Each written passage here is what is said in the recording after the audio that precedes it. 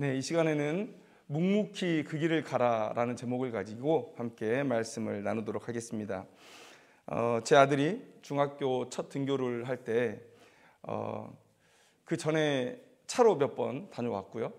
그리고 이제 그 전날 어머니랑 같이 이렇게 한번 버스를 타고 또 왕복을 했었는데 등교하는 날 등교는 시켜주고 이제 하교는 네가 알아서 해봐라. 그래서 친구랑 같이 온다기에 이제 믿고 있었습니다. 근데 그 친구 형이 이미 그 학교 중학교 3학년에 재학 중이었기 때문에 아마 알 것이다. 형이 잘 알려줬을 것이다. 그런 기대를 하고 이제 혼자 와라 이렇게 얘기를 했던 것이죠. 그런데 이제 집에 오는 시간에 맞춰서 아이 이제 어디 있는지 위치 추적 어플을 켜보니까 버스가 점점 반대 방향으로 가고 있는 거예요. 집 반대 방향으로. 그래서 저희가 얼른 가서 전화해서 당장 거기서 내려라. 그리고 저희가 가서 이제 친구와 둘을 데리고 왔는데 아이에게 물어보니까 자기는 거기가 아닌 것 같았대요. 자기는 거기가 아닌 것 같았는데 친구가 그것을 계속 얘기하고 또 친구의 형이 그 학교를 또 2년 넘게 다니지 않았습니까? 그래서 친구의 말이 더 신빙성이 있다고 생각을 했나 봐요. 그래서 자기는 분명히 여기서 타야 되는 것 같은데 친구가 저 반대쪽이라고 주장했을 때 그냥 가서 같이 타고 반대로 가버렸던 그런 일이 이 중학교 등교 첫째 날에 있었다고 하는 것이죠. 그런 이야기를 제가 오늘 설교를 준비하면서 곰곰이 묵상을 하는데 여러분, 우리가 안다고 생각하는 것, 그런 것도 누군가 확신을 가지고 얘기를 하면 긴가민가해집니다. 그런데 또 거기다가 자주 얘기하고 또 많은 사람들이 그런 얘기를 우리에게 할 때 우리는 우리가 가진 확신을 잃어버리게 되는 것이죠. 여러분, 오늘 성경 말씀에 다윗이 자기의 믿음의 후배들에게 좋은 조언을 해주고 있는데 오늘 그 이야기가 이런 이야기하고 연결되고 있다는 것이에요. 자, 오늘 4장 1절을 보니까 한번 다시 읽겠습니다. 내 의의 하나님이여 내가 부를 때에 응답하소서. 곤란 중에 나를 너그럽게 하셨사오니 내게 은혜를 베푸사 나의 기도를 들으소서. 뭔가 이 시의 저자인 다윗이 어려움 가운데 처해 있다는 것을 오늘 우리가 알 수 있다는 것이죠. 그런데 그 어려움이 무엇이냐? 2절 말씀에 나와 있습니다. 인생들아 어느 때까지 나의 영광을 바꾸어 욕되게 하며 헛된 일을 좋아하고 거짓을 구하려는가? 여러분, 여기서 나의 영광이 누구의 영광이냐? 얼핏 읽어보면 이 본문만 놓고 보면 하나님의 영광을 얘기하는 것인가 라고 생각할 수 있는데 이 전체적인 문맥을 여러분들이 살펴보시면 이게 다윗의 영광이라는 것을 알 수 있어요. 그러면 다윗의 영광은 뭐냐? 다윗이 말하는 자기의 영광은 뭐냐라는 것이죠. 다윗이 생각하는 인생의 영광은 뭐냐면 하나님을 섬기며 하나님의 뜻을 쫓아 사는 삶. 여러분, 이것이 다윗의 영광이었습니다. 인생의 영광은 하나님의 뜻을 알고 그 뜻대로 행하는 것. 그래서 그것이 인생의 영광이다라는 것을 다윗이 말하는 것이고 시편에서 많은 부분 그렇게 얘기하고요. 또 우리는 고린도전서 10장 31절 말씀에 그런즉 너희가 먹든지 마시든지 무엇을 하든지 다 하나님의 영광을 위하여 하라라는 이런 명령에 순종하면서 이것이 곧 우리가 누릴 수 있는 하나님께서 인정해 주시는 영광이다라는 것을 우리가 알고 있습니다. 여러분, 다윗은 평생 이 영광을 쫓으며 살아왔어요. 다윗은 왜 골리앗을 무찔렀을까요? 하나님의 이름이 골리앗에게 모욕을 당하고 있었기 때문에 다윗이 나선 것입니다. 성경을 보면 그렇게 기록되어 있어요. 다윗이 무슨 명예를 얻기 위해서 나선 것이 아니라 하나님의 이름이 모욕을 당하고 있기 때문에 하나님의 영광을 위해서 그 자리에 나선 것을 우리가 알 수 있습니다. 여러분, 사울이 다윗을 쫓을 때 다윗은 이 사울을 죽일 2번의 기회를 얻었어요. 동굴에 이 사울이 용변을 보러 들어갔을 때도 죽일 수 있는 기회가 있었고요. 그 다음에 사울이 자기를 잡기 위해서 깊이 들어왔을 때 그 진영 한가운데 사울의 그 장막 안에 들어가서 사울을 죽일 수 있는 기회가 있었다는 거예요. 그런데 왜 다윗은 사울을 죽이지 않습니까? 만약에 그가 한 나라의 왕이 되는 것이 자신의 인생의 목적이었다면, 그것을 자기의 영광으로 생각했다면 죽이면 되는 것입니다. 그리고 유다 백성들이 자신을 따를 거예요. 그러면 충분히 그 상황을 뒤집어 엎을 수 있는 그런 기회가 있었을 것입니다. 그런데 다윗이 왜 죽이지 않습니까? 하나님께서 기름 부은 그 사람을 내가 죽일 수 없다는 거예요. 하나님의 뜻을 따라 하나님의 영광을 위해서 그렇게 행동했다는 거예요. 여러분, 사울이 너무 열심히 다윗을 쫓아오니까 다윗이 이제 그 남유다의 대적인 블레셋 지경으로 숨어버리죠. 그런데 블레셋 지경에 숨었을 때 다윗이 하는 일이 뭡니까? 남유다를 배신하고, 나를 그렇게 괴롭히는 사울의 나라 남유다를 배신하고 나 블레셋에 편하게 있어야겠다, 이게 아니죠. 다윗은 하나님께서 자기를 부르신 그 목적을 알고 있었던 사람이죠. 그래서 그 도망자 신세였음에도 불구하고 그 블레셋 땅에서 남유다를 위해서 뭔가를 해요. 그게 뭡니까? 남유다를 괴롭히던 아말렉을 계속해서 때리는 거예요. 여러분, 생각해 보십시오. 사울이 죽인 자는 천천이고 다윗이 죽인 자는 만만이에요. 그만큼 엄청난 장군이에요. 아마 이 블레셋 진영에서 다윗이 진짜 남유다를 피해서 도망왔는지 남유다에게서 변절했는지 계속 주시해서 보고 있을 것입니다. 그런데 그 위험한 상황에서 아말렉을 공격하면서 내가 아직도 남유다의 마음이 있다라는 것을 보일 수 있다는 것, 여러분, 이것은 목숨을 건 거예요. 목숨을 건 것인데 다윗은 그 일을 행합니다. 왜요? 하나님의 영광을 위해서. 하나님께서 자신을 남유다의 왕으로 불렀기 때문에 자기는 있는 자리에서도 남유다를 위해서 살 수밖에 없는 자라는 거예요. 다윗이 만약에 세상의 영광, 세속의 영광을 구했다면 이런 삶을 살 수가 없죠. 여러분, 시편 4편에서 말하는 다윗이 말하는 나의 영광은 뭐냐? 하나님의 뜻을 알고 하나님의 그 뜻에 순종하면서 사는 삶, 여러분, 이것이 곧 나의 영광이다라고 지금 말하는 거예요. 그런데 다윗에게 어떤 위기가 찾아왔습니까? 인생들이 다윗의 영광을 바꾸어 욕되게 했다라는 거예요. 이 말의 의미는 무엇입니까? 다윗이 영광스럽다고 여기면서 하나님의 영광을 위해 행하는 모든 일들을 의미 없고 가치 없고 쓸모없는 행위다라고 비난하고 모욕했다는 거예요. 왜 그렇게 사냐? 다윗에게 너 왜 그렇게 사냐? 왜 이렇게 의미 없는 일에 목숨을 걸고 사냐? 이렇게 다윗을 계속해서 얘기하고 있다는 거예요. 여러분, 하나님을 믿는 자의 삶이 정말 이런 모욕을 받는 삶이 아닌가 여러분 생각을 해봅니다. 지동설을 주장했던 이 갈릴레이 있죠. 갈릴레이. 성경에도 있지도 않은 천동설을, 하나님께서 창조하신 이 지구가 온 우주의 중심일 수밖에 없다라고 얘기하면서 모든 천체는 지구를 중심으로 돈다. 성경에 기록되어 있지도 않은 거예요. 근데 그냥 신학자들이 그렇게 얘기를 하면서 그게 그 시대의 과학적 지식으로 받아들여진 것이죠. 아무리 눈에 보이는 증거를 제시해도 믿지 않습니다. 눈에 보이는 것도 믿지 않아요. 좀 지금도 유사한 예가 있죠.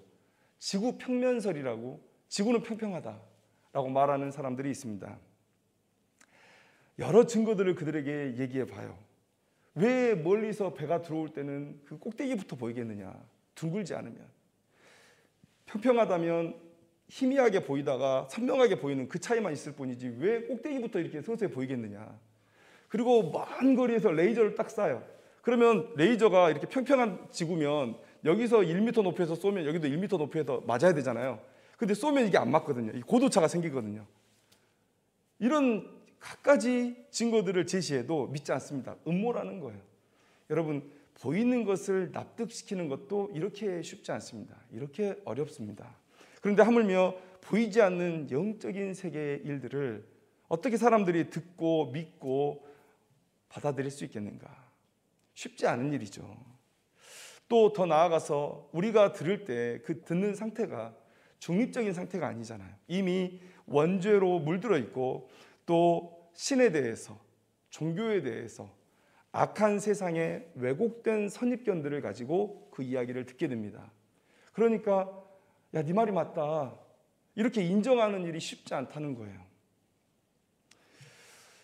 어떻게 그런 왜곡된 선입견을 가지고 있는 사람들이 우리가 전하는 말을 듣고 하나님이 살아계시다, 우리는 모두 죄인이며 영원한 멸망이 예정되어 있다, 우리는 그분이 보내신 메시아를 믿어야 되고 또 그분의 영광을 위해서 살아야 된다라는 이 주장을 받아들일 수가 있겠는가? 삶을 완전히 뒤집어 엎어버리는 그런 이 주장을 받아들일 수 있겠는가라는 거예요. 쉬운 일이 아니죠. 여러분, 지난주 대선이 끝났습니다. 거의 50대 50의 결과가 나와가지고 참 당선된 사람도 국민의 민의가 무섭다는 것을 알았을 것이고 또 낙선한 사람도 자신의 부족함을 그렇게 인정하는 그런 결과가 나왔습니다. 그런데 많은 사람들이 아직도 그 결과를 받아들이지 못하고 이 내 생각과 다르면 적이라 이런 생각을 가지고 싸우고 있어요. 여러분, 대한민국의 역사 발전의 과정을 보면 어떤 한 사람이 만들어낸 역사일 수 없잖아요. 국민의 수준이 이 나라의 역사를 만들어냈던 것을 우리는 역사 속에서 보고 있습니다. 그렇다면 우리가 최선을 다해서 알아봤고 또 최선을 다해서 투표하고 그러면 결과에 승복하고 포용하는 모습도 우리 가운데 있어야 되는 것이죠. 그런데 한쪽 편에서는 세상 망한 것처럼 싸우고 또 한쪽 편에서는 세상을 다 얻은 것처럼 싸워요.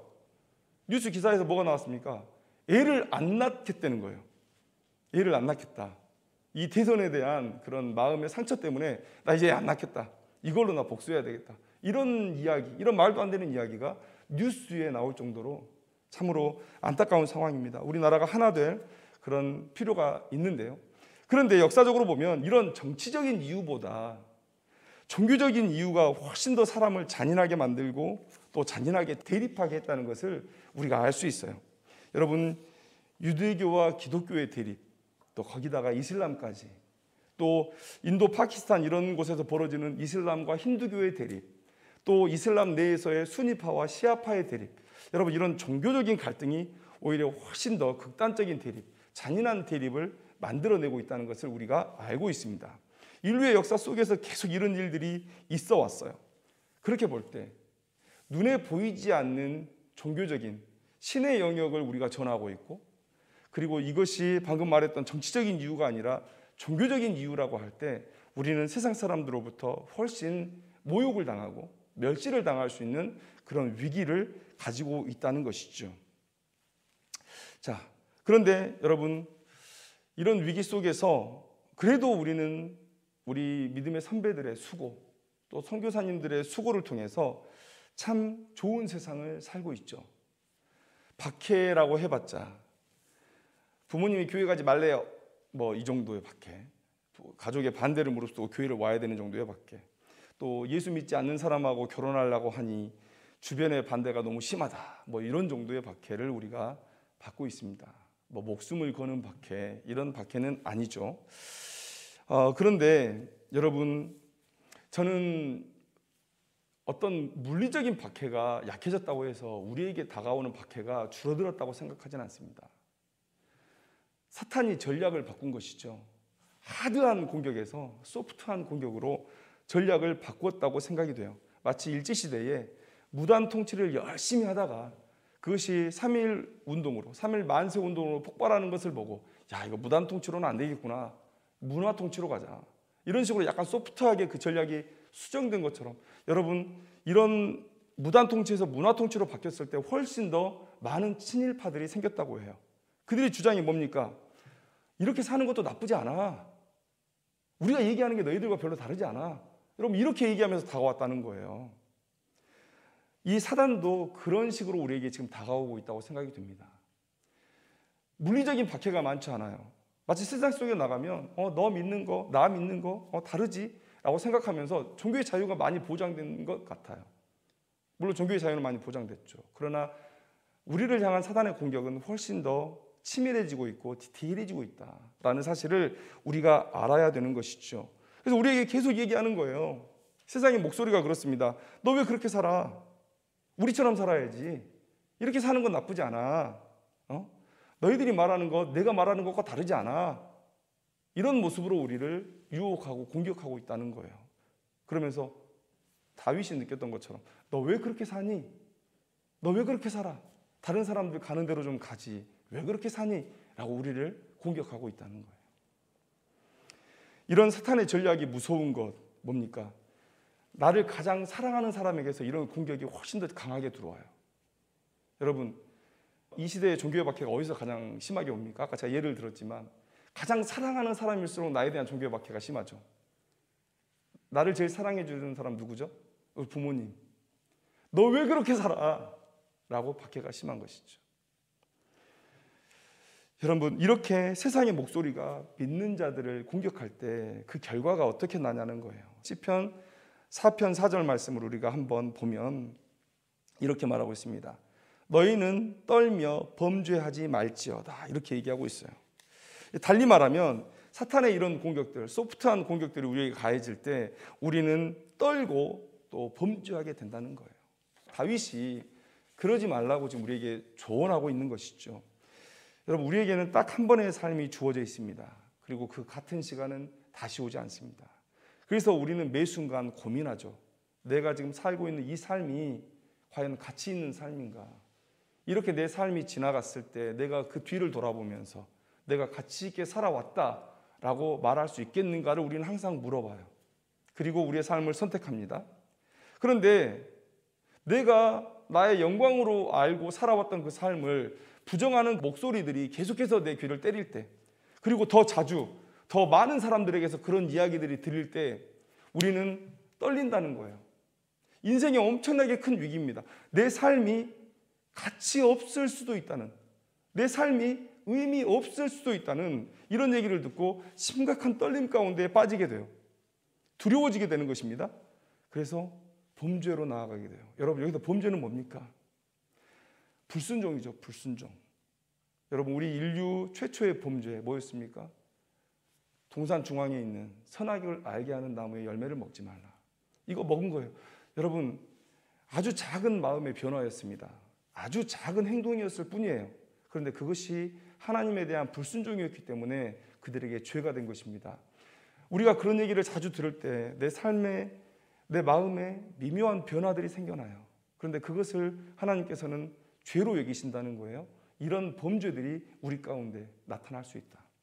내 마음 가운데 그동안 믿어왔던 것들이 의심이 들고 떨리고 두려워질 때 우리는 아주 작은 마음의 변화, 아주 작은 행동의 변화를 선택할 것이고, 이 정도면 되겠지? 주변에서도 그래요.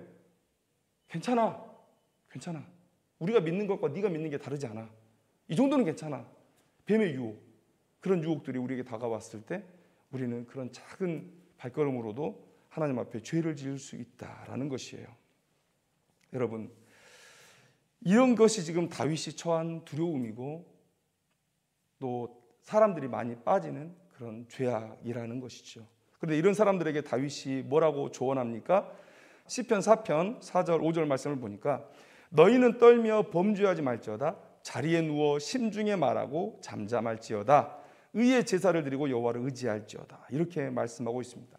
여러분, 누워 심중에 말한다는 것은 뭡니까? 여러분, 잠자리에 드는 시간은 하루의 가장 마지막 시간에 그날을 돌아보면서 평가하는 시간인 것이고 또 내일을 위한 결단, 다짐의 시간이죠.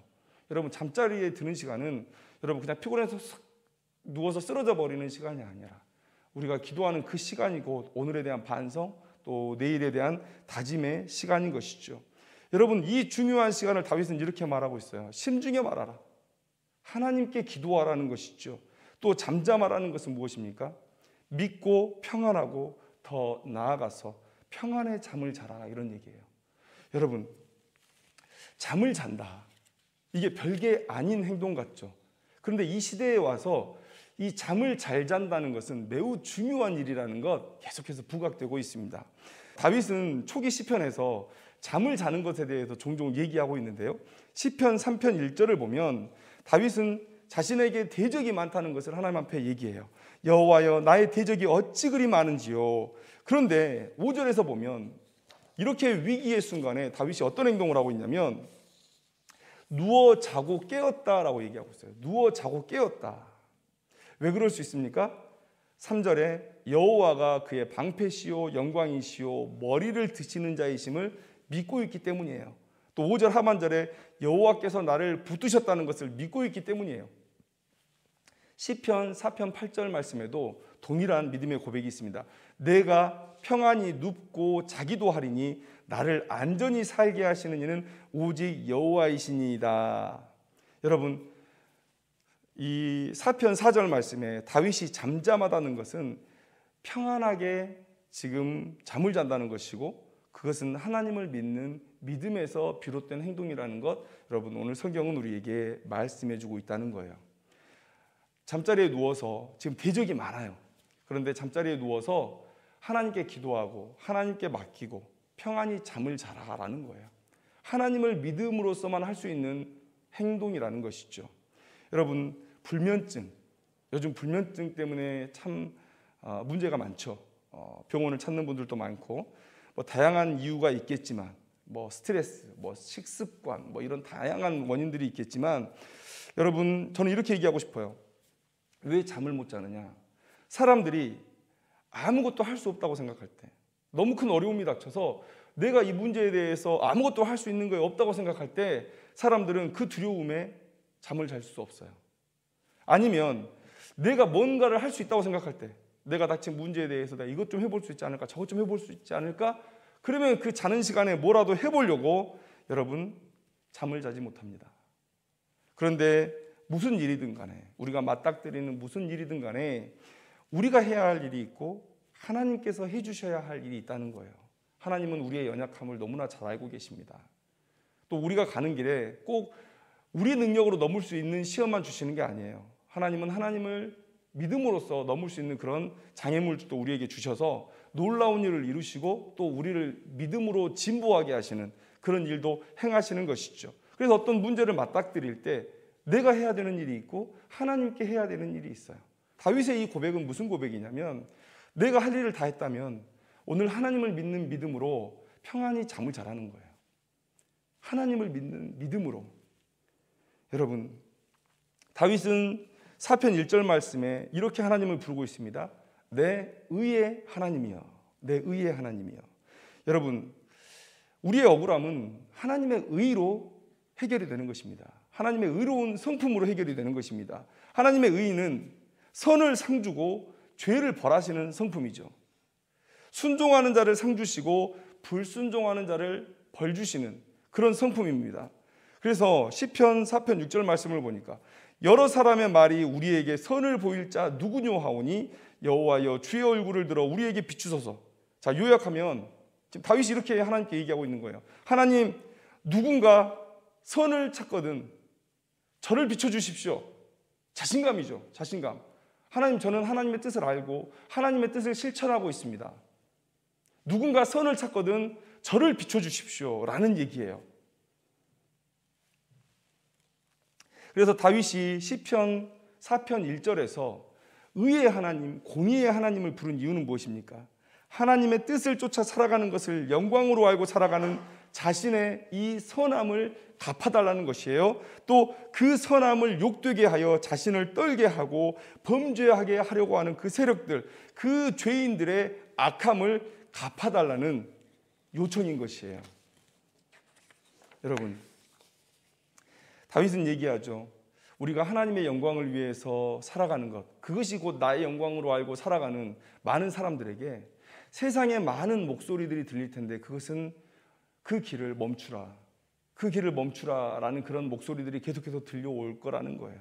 다윗은 하나님을 믿는 믿음으로 묵묵히 우리의 길을 계속해서 걸어가고, 이 세상의 목소리는 하나님의 심판 앞에 맡겨두라. 너의 삶의 그 고난 가운데 행해진 그런 선함은 하나님의 심판에 맡겨두라 라고 얘기하는 거예요. 결론은 뭡니까? 하나님께 기도하고 그분의 보호하심을 믿고 계속해서 전진해 나가라는 거예요. 그러면 우리가 승리할 것이다, 하나님께서 갚아주실 것이다, 오늘 이 얘기를 우리에게 해주고 있다는 것입니다. 여러분, 7절 보시면 이런 고백이 있습니다. 주께서 내 마음에 두신 기쁨은 그들의 곡식과 새 포도주가 풍성할 때보다 더하니이다. 여러분, 곡식이나 새 포도주, 이스라엘 백성들, 그 고대 근동지방을 살아가는 사람들의 가장 주된 수확이죠. 가장 주된 수확입니다. 세상 사람들이 우리를 가장 크게 비난하는 이유가 바로 이것 아니겠습니까? 너희들 왜 세상의 수확을 위해서 살지 않냐는 거예요. 그들이 볼 때 고난의 길을 스스로 걸어가는 삶은 정말 의미 없다고 생각하거든요. 너희들 왜 그렇게 사니? 세상 사람들이 우리를 가장 크게 비난하는 이유는 왜 돈과 그렇게 무관하게 살아가느냐라는 거예요. 여러분, 우리는 돈을 목적으로 살아가지 않습니다. 우리가 하는 일 가운데, 하나님께서 시키신 사명 가운데 돈이 우리를 따를 수도 있습니다. 그러나 돈이 우리를 따르지 않을 수도 있어요. 우리는 돈을 위해서 살지 않고 하나님의 부르심을 위해 살아가고 하나님의 영광을 위해 살아가죠. 돈은 부수적인 거예요. 세상 사람들이 우리에게 얘기합니다. 너희들 왜 돈을 위해 살지 않냐는 거예요. 그런데 다윗이 뭐라고 얘기합니까? 하나님께서 자신의 마음에 두신 기쁨은 세상의 것들로 인해 주어지는 이런 기쁨과는 비교할 수가 없다는 거예요. 내가 나중에 하나님께 받을 상이 이 세상에서 받을 상보다 너무나 크고 귀한 것이기 때문에, 공의의 하나님은 일말의 억울함도 없이 나의 모든 아픔과 나의 모든 선한 행위들을 다 재고 다 갚아주실 것이기 때문에 나는 그날을 고대하면서 살아간다라는 거예요. 여러분, 하나님은 변하지 않으십니다. 하나님의 공의의 성품은 변하지 않으세요. 그러니까 이 다윗의 마음 가운데 그 변하지 않는 하나님에 대한 묵상이 계속될수록 기쁨이 샘솟는 거예요. 기쁨이 샘솟는 거예요. 그래서 이 다윗이 그런 어려운 상황 속에서, 세상의 그런 목소리들 속에서도 변치 않는 기쁨으로 그 길을 묵묵히 걸어갈 수 있다라는 것이죠. 여러분, 믿음의 길을 걸어가고 있는 오늘 이 순간에도 우리는 악이 이기고 선이 패배하는 상황을 많이 목도하게 됩니다. 또 그들이 우리에게 우리의 삶을 비난하고 모욕하면서 우리의 길을 따르라 라고 말하는 그런 목소리도 많이 듣게 됩니다. 그것이 다윗이 말하는 나의 영광을 욕으로 바꾸는 그런 상황인 것이죠. 그때마다 여러분, 우리는 다윗이 말한 대로 떨지도 모릅니다. 두려워하고 의심하게 될지도 모릅니다. 그래서 에이, 나도 이런 생각? 이렇게 살 바에야 나도 한번 이런 생각을 하게 될 수도 있다는 거예요. 갈등을 할 수 있습니다. 그러나 주님이 말씀하세요. 계시록 3장 11절 말씀에 내가 속히 오리니 내가 가진 것을 굳게 잡아 아무도 내 면류관을 빼앗지 못하게 하라. 여러분, 우리의 면류관이 뭡니까? 우리가 지금 가지고 있는 면류관은요, 세상에서 주의 일을 하면서 내가 받는 고난, 그것이 우리의 면류관입니다. 내가 주의 일을 하면서 당연하게 누려야 될 것조차 포기하고 걸어가는 그런 스스로 자초한 고난도 우리의 면류관이 되는 것입니다. 이 면류관을, 세상의 목소리를 듣고 포기하는 사람, 이보다 어리석은 사람은 없는 것이죠. 베드로가 말합니다. 신자는 뭐냐? 여호와의 날이 임하기를 바라보고 계속해서 믿음으로 전진하는 사람, 그 사람이 곧 베드로는 신자라 우리에게 얘기하고 있는데, 여러분, 우리가 하나님을 믿고 영혼을 바라보고 사는 삶이라면 우리의 선택은 매우 분명해야 된다는 것. 여러분, 어떻게 하나님의 면류관을 버리고 이 세상의 작은 것들에 우리의 마음을 팔 수가 있겠는가? 여러분, 우리가 생각해 봐야 되는 것이죠. 여러분, 주님은 속히 오실 것입니다. 이 약속을 붙들므로 내 마음에 공의의 하나님의 심판의 기대로 가득 차게 했으면 좋겠어요. 그것이 다윗의 기쁨의 근원이었다고 오늘 7절에서 우리에게 말해주고 있다는 것입니다. 여러분, 주님께서 우리가 쓸 면류관을 가지고 우리에게 오실 거예요. 여러분, 우리를 주님께서 영광 가운데로 인도해 주실 것입니다. 흔들리지 말고 말씀대로 묵묵히 살아가며 하나님의 영광을 위해 살아가는 우리들이 되었으면 좋겠어요. 우리의 인생이 그리 길지 않습니다. 아마 이제 인생의 마지막에 다 닿으면 내가 왜 그렇게 세상 것에 아등바등했을까? 그때 그건 내려놨어도 될 거였는데, 그때 내가 그거 쳐다보지 않았어도 될 거였는데, 아마 이런 후회를 하실지도 모르겠는데, 지금 하나님께서 우리에게 말씀하고 계십니다. 세상의 것에 흔들리지 말고 묵묵히 지금까지 주신 그 면류관을 가지고 계속 걸어가라. 내가 갚아줄 것이다. 내가 속히 올 것이다. 여러분, 그 믿음을 가지고 오늘 믿음의 길을, 세상 사람들이 모욕하는 그 믿음의 길을 묵묵히 걸어가는 귀한 성도님들 되기를 주님의 이름으로 축원합니다. 기도하겠습니다.